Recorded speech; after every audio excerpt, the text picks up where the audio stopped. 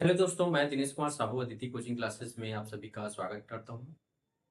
चलिए दोस्तों, अपना सीरीज आगे बढ़ाते हैं और क्वेश्चन सॉल्व करते हैं। ये कुछ नए क्वेश्चन हैं जो पिछले हमारे लेक्चर से संबंधित है। ठीक, चलिए देखते हैं। ये देखिए यहाँ पे क्या बोल रहा है पहले क्वेश्चन में। संख्या 6n² प्लस 6n जहां n प्राकृत संख्या हमेशा भाज्य है। ठीक है, तो देखिए इसको सॉल्व करते हैं।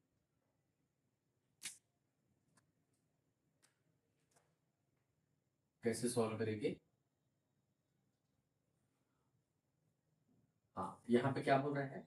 पहले प्राकृत संख्या। प्राकृत संख्या किसको बोलते हैं? जो एक से अनंत तक की संख्या, जो एक से अनंत तक की संख्या होती है। ठीक, अब यहाँ पे हम लोग को संख्या कौन सा दिया है? 6n² दिया है। 6n² दिया है तो हम लोग n का वैल्यू 1, फिर n का वैल्यू 2, n का वैल्यू 3 रखते जाएंगे। रख के देखते हैं हमको क्या मिलता है। तो यहाँ पे क्या दिया है? 6n² प्लस 6n दिया है। मैं n का वैल्यू पहले 1 पुट करता हूँ। ठीक है, n का वैल्यू पहले हम 1 पुट करते हैं तो क्या हो जाएगा? देखिए, इसी इक्वेशन में रखना, इसी संख्या में रखना है दोस्तों। अब देखिए क्या हो जाएगा? 6 और यहाँ पे 1 का वर्ग हो जाएगा और यहाँ पे n का फिर वैल्यू रखने पे क्या हो जाएगा? 1 हो जाएगा।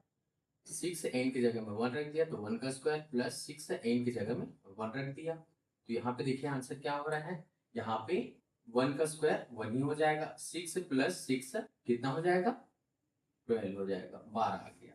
ठीक, अब n का वैल्यू 2 रखना है। n का वैल्यू 2 रख देते हैं तो यहाँ पे क्या हो जाएगा? 6, n का वैल्यू कितना है? 2 है तो 2 का स्क्वायर और यहाँ पे 6 और यहाँ पे n का वैल्यू 2 हो जाएगा। यहाँ पे देखिए 2 2 4 और 4 6 24 हो जाएगा। 24 और 6 2 12, तो 12, ये 12 और 24 कितना हो जाएगा? 36 हो जाएगा। कैसे हुआ देखिए, 4 चौक 16, सॉरी, दो दो ने 4, 4 हो गया, 4 छके 24 हो गया और यहाँ 6 दूनी 12, तो 24 और 12 कितना हो गया? 36 हो गया। ठीक है, तीसरा देखते हैं। n is equal to 3 put करते हैं यहाँ पे तो क्या हो जाएगा? 6 और यहाँ पे 3 का पावर 3, 3 स्क्वायर हो जाएगा। ठीक है, n का वैल्यू 3 पुट करना है तो 3 स्क्वायर हो जाएगा और यहाँ पे 6 और n का वैल्यू क्या है? 3 है। तो सॉल्व करिए। 3 3 9, ठीक है, 3 3 9 हो गया और 9 6 54 हो गया। 54 और 6 3 18, तो 54 और 18 कितना हो गया? 72 हो गया। ठीक, इसको ऐसे सॉल्व कर लेना है। अब देखिए ऑप्शन क्या दिया है? ऑप्शन ए 18 से दिया। 18 से विभाज्य होगा क्या? ये हो जाएगा, ये हो जाएगा, लेकिन ये वाला होगा क्या? नहीं होगा। तो 18 इसका आंसर नहीं होगा। ऑप्शन बी क्या बोल रहा है? 6 से, तो ये 6 दूनी 12, 6 दिया और 6 छक्के 36 हो जाएगा, 6 से चला जाएगा। ठीक है, ऑप्शन सी देखते हैं। 12 से, 12 से भी बिल्कुल। 12 का क्या है? ये तो 12 का टेबल ही है, 12 का टेबल ही है ये। ठीक है, तो क्या हो जाएगा? 12 से भी हो जाएगा। कहने का मतलब ये 6 और 12 दोनों से विभाजित हो जाएगा। तो ऑप्शन डी आपका आंसर हो जाएगा। ठीक है, ऑप्शन डी आपका आंसर हो जाएगा। आपको इस वैल्यू से देखना है कि जो दिया गया नंबर है वो विभाजित हो रहा है कि नहीं। तो बिल्कुल 6 और 12 दोनों हो रहा है। ठीक है, अब देखते हैं नेक्स्ट क्वेश्चन। यदि एक्स वाई जेड 3 अंकों वाली संख्या है तो संख्या एक्स वाई जेड धन वाई जेड एक्स धन जेड एक्स वाई किससे विभाजित नहीं हो सकती बोल रहा है। ये ऑप्शन में से किससे विभाजित नहीं हो सकती? तो चलिए सॉल्व करके देखते हैं। सॉल्व करते हैं इसको। चलिए, यहाँ पे क्या हो जाएगा? यहाँ पे दिया है संख्या एक्स धन वाई धन जेड। ये 3 अंकों की संख्या है बोला है। एक्स वाई जेड क्या है? 3 अंकों की संख्या है। तो 3 अंकों की संख्या को मैं कैसे लिख सकता हूँ? इसको लिख सकता हूं मैं, देखिए ये क्या हो जाएगा, ये जो हो जाएगा ये यूनिट प्लेस है, इकाई का अंक है, और ये दहाई है, टेंस प्लेस है, और ये 100 का प्लेस है। तो मेरे को मल्टीप्लाई करना पड़ेगा। कहने का मतलब 100 x लिखना पड़ेगा, 10 y लिखना पड़ेगा, और 1 z लिखना पड़ेगा। ठीक है, ये ऐसे लिखना पड़ेगा। क्यों? 3 अंकों की संख्या है ये। ठीक, 3 अंकों की संख्या, इसलिए हमको ऐसे लिखना पड़ेगा। तो देखिए क्या बोला, जो संख्या किससे विभाजित नहीं हो सकती बोला, तो मेरे को इस संख्या को भी ऐसे ही लिखना पड़ेगा। तो देखिए एक्स वाई जेड दिया है, मैं ऐसे लिख लिया। वाई जेड एक्स को लिख लीजिए, वाई जेड एक्स को लिख लीजिए ऐसे ही। तो ये कितना हो जाएगा, यहाँ पे 100 y हो जाएगा। क्यों? ये सैकड़ा के स्थान पे है। ठीक है, 100 के स्थान पे है, 100 के पोजीशन पे है। ठीक है, यहाँ पे जेड कहाँ पे है, 10 के पोजीशन पे है, और यहाँ पे एक्स क्या है, और 1 के वंश के प्लेस पे। ठीक, इकाई के अंक पे। तो एक का गुणा हो जाएगा। तीसरा देखते हैं, z x y, z x y ये कितना हो जाएगा, 100 से गुणा हो जाएगा जेड का, और ये कितना हो जाएगा, 10 x हो जाएगा, और ये वाला हो जाएगा 1 y हो जाएगा। दोस्तों समझ में आया ये कैसे? देखिए जैसे कि मैं एक नंबर लेता हूँ 565, ये ले लिया, तो इसको मैं निकालता हूँ, ये ऐसे ही ब्रेक करता हूँ। तो देखिए क्या हो जाएगा, इसको मैं लिख सकता हूँ 500 लिख सकता हूँ, और 60 लिख सकता हूँ, और 5 लिख सकता हूँ। सेम ऐसे ही मैंने किया है। ठीक है, ऐसे ही मैंने किया है यहाँ पे। ठीक, चलिए आगे बढ़ते हैं। अब देखिए तीनों को प्लस किया है, तो मैं तीनों को प्लस कर देता हूँ। प्लस कर देता हूँ तो क्या हो जाएगा, x plus x y z plus y z x plus z x y हो जाएगा, इज इक्वल टू, देखिए यहाँ पे क्या हो रहा है, पहले तो इनको लिखते हैं। ठीक है, यहाँ पे देखिए एक्स है, यहाँ भी एक्स है, और यहाँ भी एक्स है।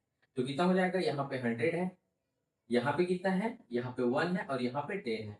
तो 110 और 11 111 हो जाएगा, 111 एक्स हो जाएगा। अब y को देखिए, यहाँ पे 10 y है, यहाँ पे 100 y है, यहाँ पे 1 y है, तो ये भी 111 y हो जाएगा, 111 y हो जाएगा। अब देखिए z को, z यहाँ पे 1 है, यहाँ 10 है, यहाँ पे 100 है, तो ये क्या हो जाएगा, 111 z हो जाएगा। तीनों को जोड़ रहा हूँ है ना, यहाँ पे क्वेश्चन में दिया है जोड़ के। ठीक है, जोड़ने के लिए बोला है, धन दिया है, तो मैं सबको प्लस कर रहा हूँ।